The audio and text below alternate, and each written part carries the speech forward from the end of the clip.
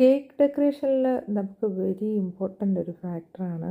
നമുക്ക് ഇതുപോലെ rose petals ഒക്കെ ഉണ്ടാക്കി വെച്ച് കഴിഞ്ഞാൽ അടിപൊളി ലുക്കാണ്.